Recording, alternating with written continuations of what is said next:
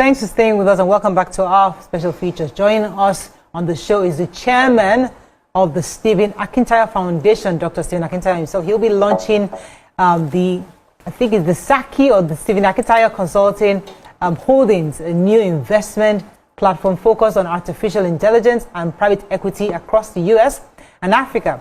At the event, he'll also be unveiling 5 new books on artificial intelligence, each offering practical strategies tailored for pastors, entrepreneurs, and innovators worldwide. Dr. Akintayo, welcome to the show, sir. Are you there?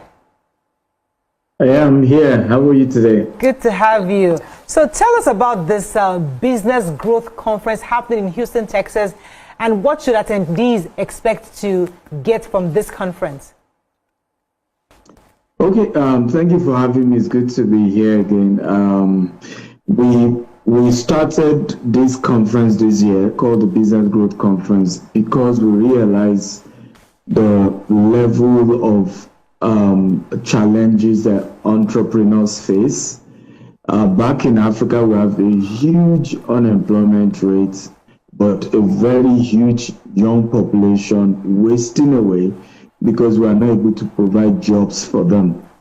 Okay, and so we looked at businesses. Why are businesses not thriving enough to be able to create jobs?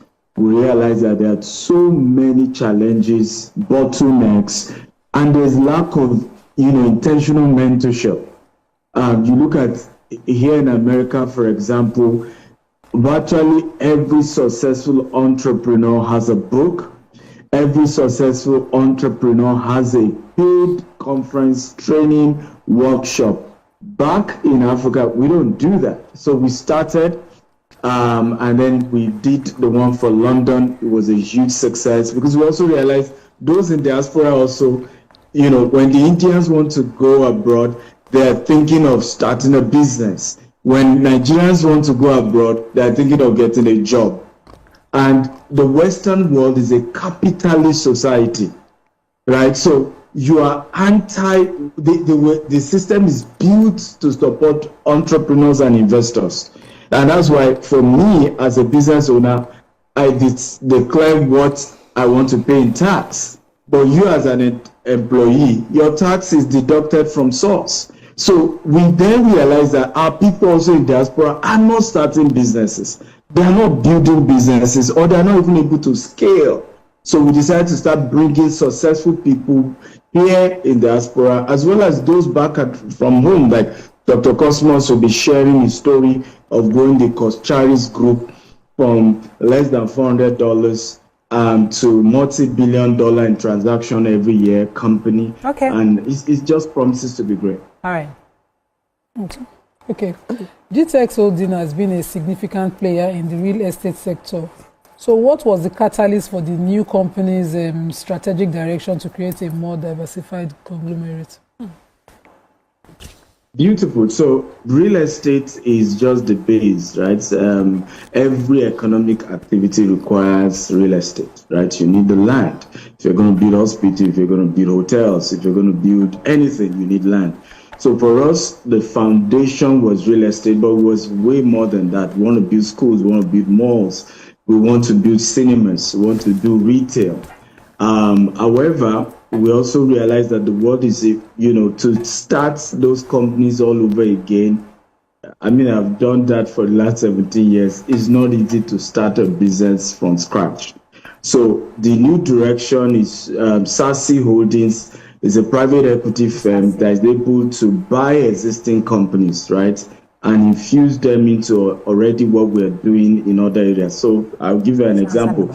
Let's say we invest in an hotel chain, okay, that is based in the UK or in the US. We're able to bring that hotel chain to Nigeria. We already have lands in different locations in Nigeria, and we just, start that franchise there. But they already have a structure, they already have a brand, they already have, marketing strategy, and that's what we're looking at. But we also realize that with AI, when it comes to productivity, is speed on steroid.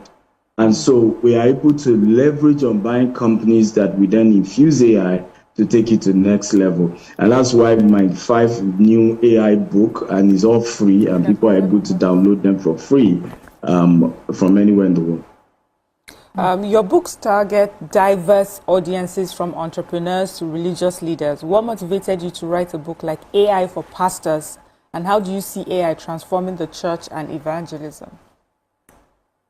Yeah, thank you for that question. So I realized, for example, social media, when social media was started, many religious institutions, even Islam, social media, they're just wasting their time.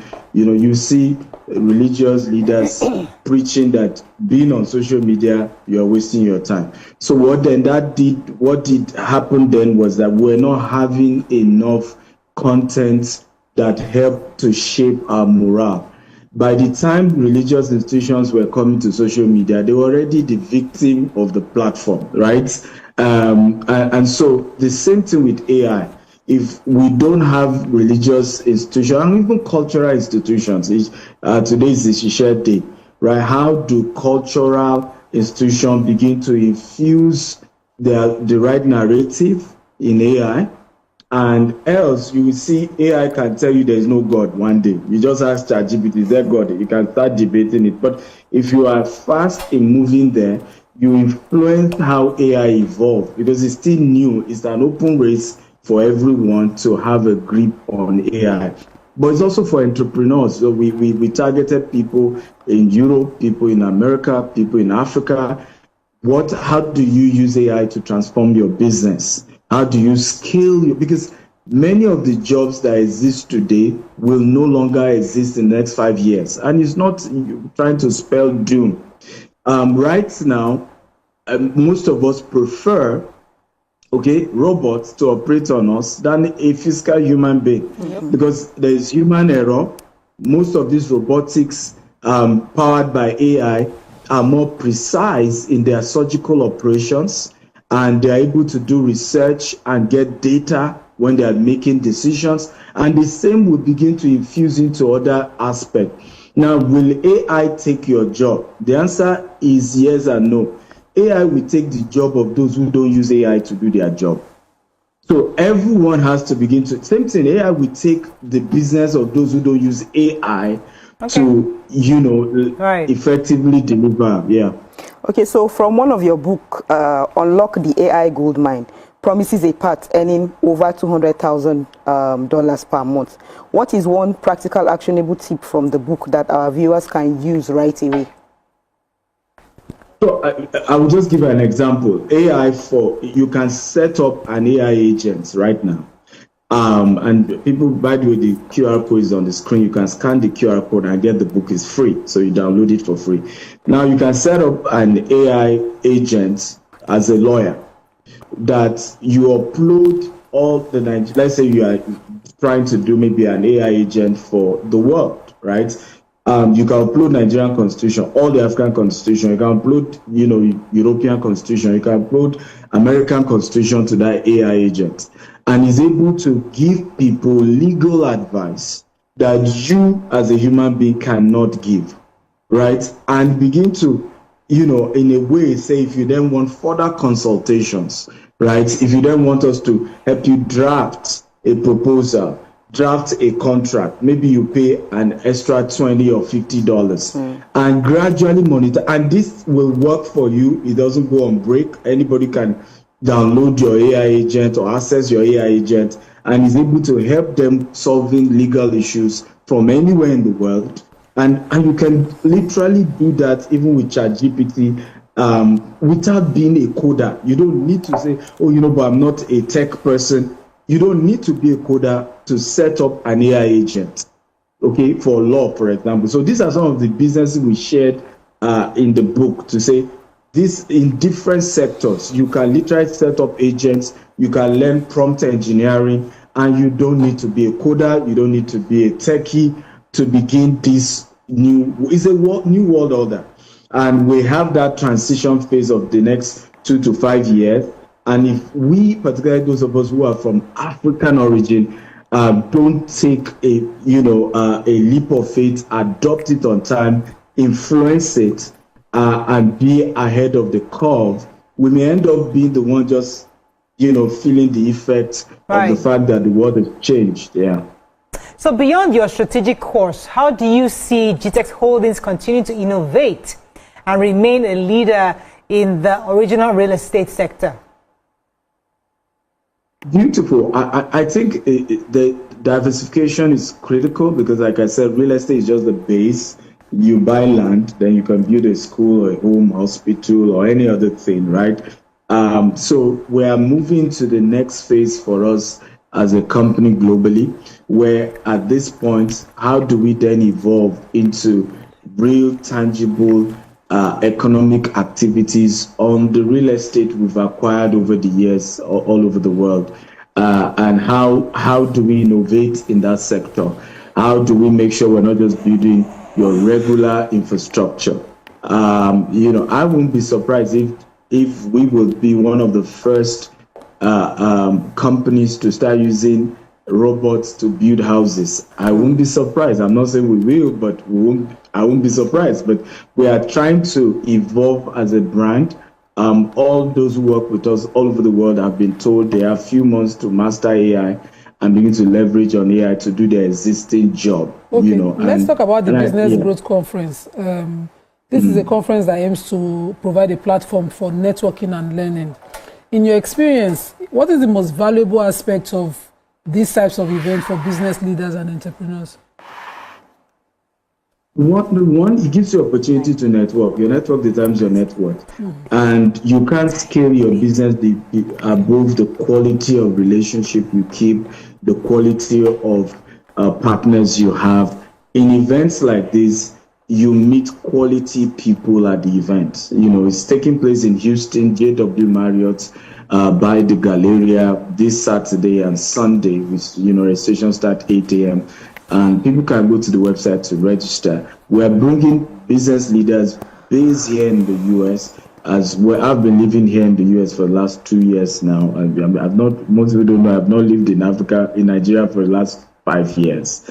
But I come home regularly because we believe in our nation. We believe in, influencing change in our country. But as a person in diaspora, entrepreneurship is the solution.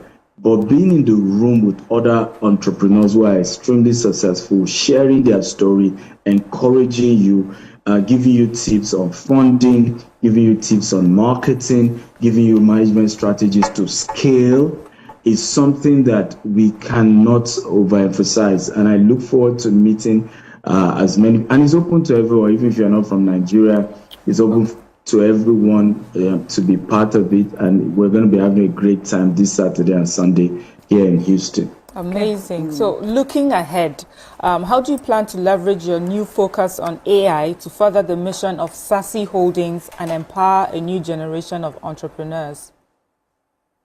Yeah, so one of the goals we are having is if we invest in a business, we buy a new company, for example, maybe we bought 10% equity or 20%, doesn't matter.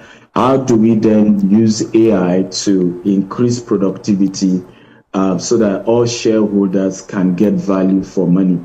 How do we change the management if they are not the right management in that company?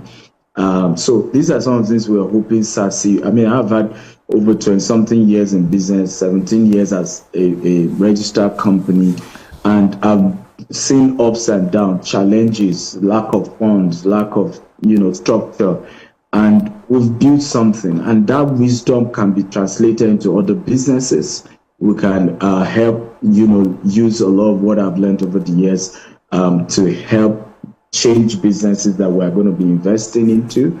It's a long-term project to start buying companies. Even for me, it's a new world of being a private equity person. I'm learning, I'm evolving. That's part of why I went to Harvard University, and there's so much I've learned. I'm still learning.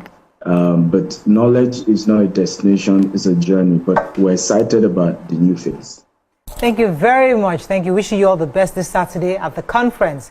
We've been speaking with Dr. Stephen Akintayo, who's the chairman of Stephen Akintayo Foundation and is launching a new company, SASE Sassy Sassy Holdings. Holdings. Sassy Holdings. Sassy Sassy Holdings. Wishing you all the best, Ms. Dr. Akintayo. Thank you. All right.